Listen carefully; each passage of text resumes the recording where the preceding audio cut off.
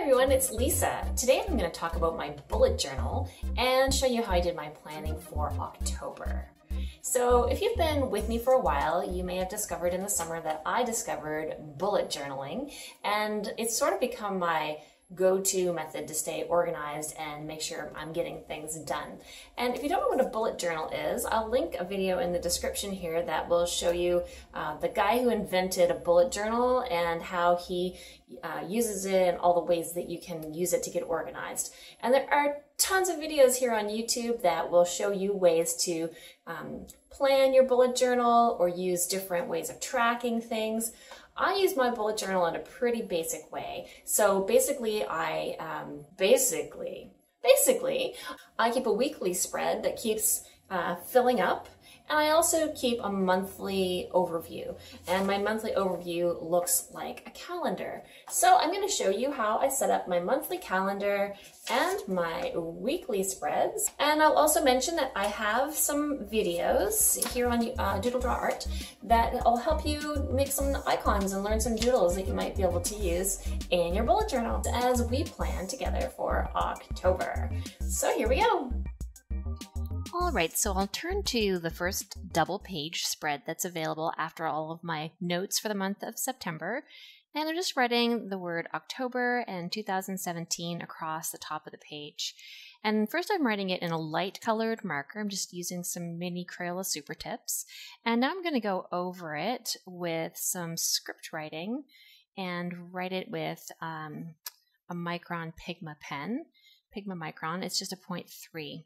And now I'm going to go and make the edges for all of the Sundays in the month. So I'm making 5 lines down the side of the page that are 5 squares tall, and they're going to be 6 squares across the bottom.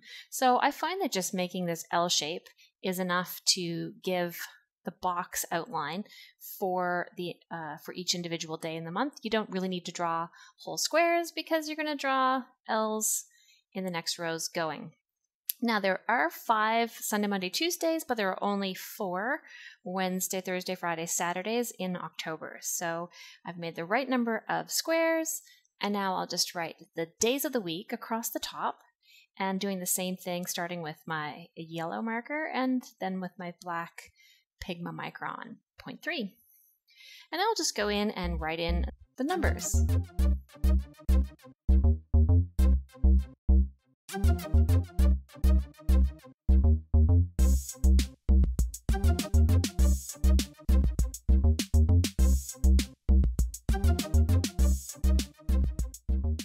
Once I've got all the numbers written in for the month, I'm going to make a couple of categories here at the bottom, and the first one is for recurring events. And I like to just make dots on my calendar for things that happen regularly instead of always writing it in and cluttering it up with words. So every Tuesday I meet some friends for tea, so I'm gonna put that on in orange, and I meet another friend to practice our Spanish once a week also, so I'll make my Spanish dot pink. And then I can just fill those in on the appropriate days. I just put them down at the bottom next to the number for the month. And then I can see that those are happening on those days. And then I'm also going to make a little section here where I can write in things that I want to write in next month. So when I'm making my November calendar, I can peek back and see what's going on there. So I'll just write in October here in my index. And now I can get started making my weeklies. So my weeklies are pretty simple. I'm just going to write October 1 to 7 here at the top. And now to create this little box, I'm just consulting back to look at my September. But basically, I like to leave headings that are 2 squares high. So I'm making some little dots to outline where the headings are going to be. And then I'm also going to make each day 5 boxes high. So I'm just going ahead and making little dots every 5th row. But there's only enough room for 4 on Sunday or Saturday, but that's okay. It doesn't bother me that that day has less height to it because usually Saturday is less busy. I could always shorten up the top down to a single row, but I haven't missed having those unequal numbers so far. So now I'm just going to go ahead and use my ruler to create nice straight lines to create the outline of this. So this right-hand side, this whole right-hand side is where I'm going to be writing in my appointments. And then I can just see at a glance everything that is coming up that I'm scheduled to do at a specific time. And then down the other side, down this left-hand column, I'm going to bring in priority tasks for that day. So I'll use the right-hand side of my page to keep track of all of the things that I could be doing during the week, and then each day I'll bring over the task that is the one I'm going to be working on for that day.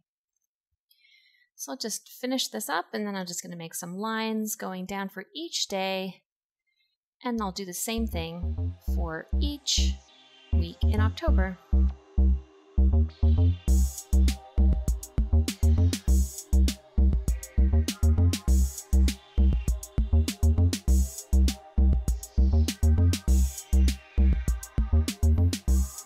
I'll just put the headings on here. On the right, I'm putting in appointments, and on the left, priority tasks.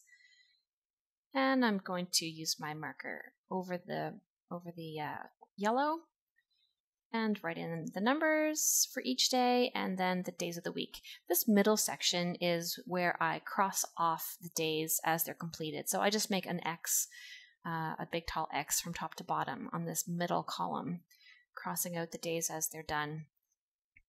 And I'm carrying forward an event on the 6th. And then I'm just writing on this other side to do and next week and then ideas. I like to keep this page pretty open so that it's got lots of room for flexing with me through the week. I'll often even include a weekly tracker, often for yoga or meditation. And so again, just doing the same thing until the end of October and into the start of November. So I'll use my correction tape here because my line went just over the edge. And then on this next page, I'll do the same thing on every page with the to-do on the left, but this one will say next week and next month. So sometimes I know there's a task that I have to do a couple weeks out, and I'll include that on here as well, just to make sure I carry it forward.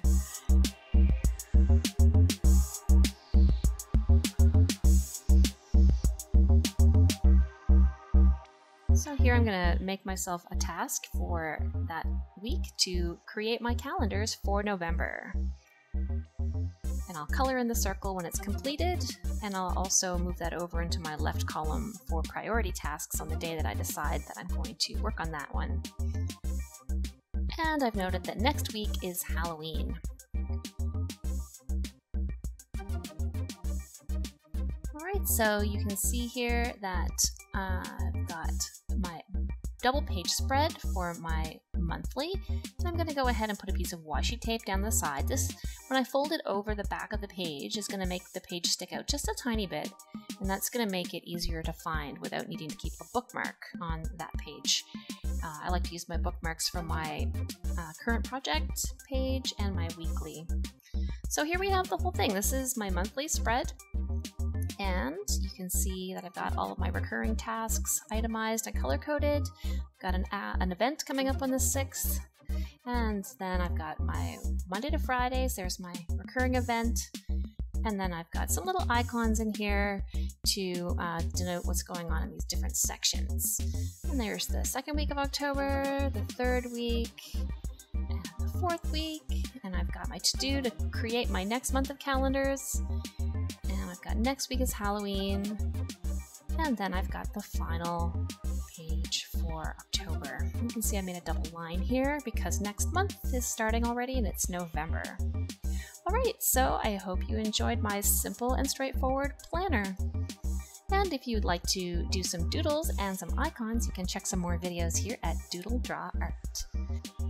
Please leave me some comments. You could leave me some suggestions or requests of icons or doodles for my future tutorials, or just tell me how you're using your bullet journal. Thanks for watching.